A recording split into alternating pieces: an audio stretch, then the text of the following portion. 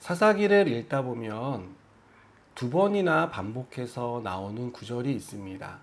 이 구절은 사사기의 주제와도 같습니다.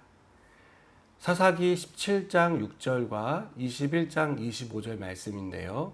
그때에는 이스라엘의 왕이 없으므로 사람이 각기 자기의 소견에 옳은 대로 행하였더라. 사사들이 다스리던 때에 이스라엘 백성이 어떤 생각을 가지고 살았는지를 보여주는 대표적인 구절이기도 합니다. 우리는 이 말씀을 보면서 정말 사사들이 다스리던 시대에는 이스라엘의 왕이 없었는가 하는 의문을 갖게 됩니다. 우리가 알기로는 이스라엘 백성이 공경에 처할 때마다 사사들이 나타났고 그 사사들은 어김없이 하나님께서 세우신 것들을 우리는 알고 있기 때문입니다. 하나님은 그 사사들을 보내심으로써 이스라엘을 구원하는, 이스라엘을 다스리는 왕이 바로 하나님이시라는 것을 보여주십니다. 그러나 이스라엘 백성은 그런 하나님을 왕으로 인정하지 않았습니다. 그들은 공경에서 벗어나 평온을 되찾자 언제 그랬냐는 듯이 하나님을 떠나 다른 신들을 쫓아 사는 어리석은 삶을 되풀이했습니다.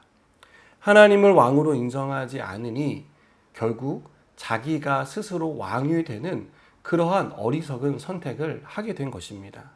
하나님의 말씀을 따르지 않으니 자기 생각을 따라 살 수밖에 없었던 것입니다. 오늘 말씀에 나오는 아비멜렉의 이야기는 이러한 내용들을 집약해서 보여주는 사건이라고 말할 수 있습니다. 아비멜렉은 미디안의 손에서 이스라엘을 구원해낸 기드온의 아들 중 하나였습니다. 국민 영웅이었던 기드온은 자신을 왕으로 세우려는 사람들에게 손사래를 치며 이렇게 말합니다. 내가 너희를 다스리지 아니하겠고 나의 아들도 너희를 다스리지 아니할 것이요 여호와께서 너희를 다스릴 것이다. 여러분, 왜 기드온이 이런 말을 했겠습니까?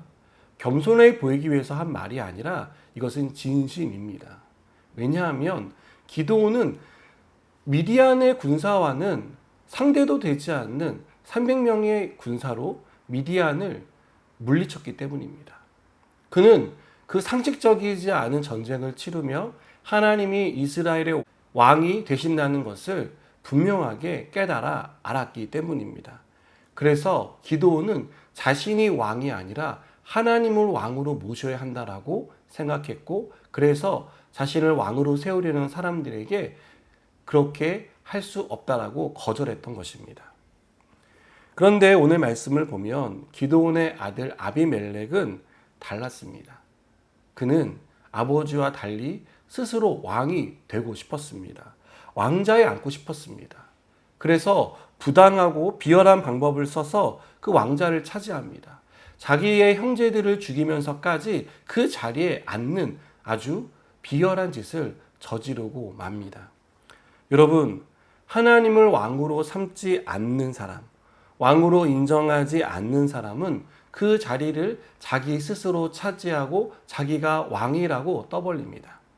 혼자 힘으로 충분히 잘할 수 있다라고 생각하고 그렇게 살아가기 위해서 열심히 애를 씁니다. 내 인생의 주인은 나라고 생각하는 것이죠. 내 인생의 진정한 왕은 하나님이신데 그 하나님을 인정하지 않는 것입니다. 사랑하는 여러분, 우리의 인생의 주인은 분명히 하나님이십니다. 사사기를 읽어보면 항상 공경에 처할 때마다 그 공경에 귀를 기울이고 이스라엘을 구원해 주시는 분은 하나님이었습니다. 하나님이 이스라엘 백성의 삶을 평온하게도 인도하시고 필요한 것들을 채워주시기도 하시고 항상 이스라엘의 왕으로 계시면서 그들을 다스려 주셨습니다. 그러나 이스라엘은 그 사실을 알지 못했습니다. 하나님이 베푸신 왕이신 하나님께서 이스라엘 위해서 행하신 그 일들을 깨닫지 못했던 것입니다. 여러분, 깨닫지 못하는 사람의 선택은 언제나 자기가 자기 인생의 주인으로 왕으로 자기를 세우는 것입니다. 오늘 우리는 이 말씀을 통해 우리가 우리 인생의 주인이고 왕이 아니라 우리 인생은 하나님이 왕이 되신다라고 고백하는 삶이 되었으면 좋겠습니다. 그래서 항상 우리의 왕이신 하나님을 높여드리고 그 왕이신 하나님이 우리의 삶을 다스리고 계심을 기억하며 감사하는 저 여러분 되기를 바랍니다. 기도하시겠습니다. 하나님, 우리의 왕이 되어주셔서 감사합니다. 우리의 삶을 인도해 주셔서 감사합니다. 항상 하나님의 인도하심을 깨닫고 하나님을 왕으로 높여드리며 살아갈 수 있도록 축복해 주옵소서. 예수님의 이름으로 기도드립니다. 아멘.